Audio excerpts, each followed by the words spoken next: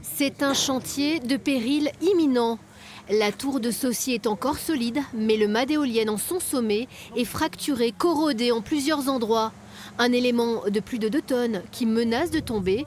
Les architectes ont donc décidé de le déposer. Une mission délicate pour les ouvriers en hauteur et touchante pour les passionnés restés au sol. C'est une petite émotion à vrai dire, parce que la silhouette du mât de l'éolienne, elle fait partie du paysage du village depuis 140 ans maintenant. Et on a vraiment étudié toutes les autres possibilités, toutes les hypothèses, plutôt que de démonter ce mât, parce qu'on ne peut pas s'empêcher d'avoir une petite crainte qu'il ne soit jamais remonté. On va tout faire pour le remonter un jour après la restauration, mais on a quand même cette petite angoisse. Cet ouvrage du 19e siècle serait unique en France. Le seul château d'eau dont la pompe de relevage est émue par une éolienne. Une idée qui est née dans l'esprit d'un homme d'affaires lyonnais, une sorte de géo-trouve-tout qui s'était établi à Saucy. Un monument, une histoire qui ont tapé dans l'œil de la mission Berne. La tour de Saucy fait partie des 101 projets de restauration qui recevront des subsides du loto du patrimoine.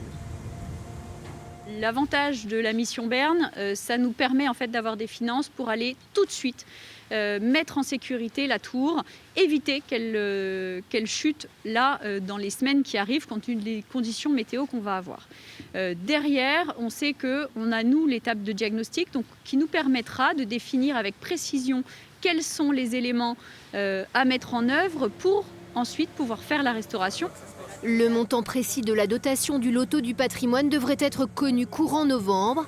Un premier coup de pouce qui pourrait appeler d'autres subventions si les monuments historiques inscrivent ou classent le site.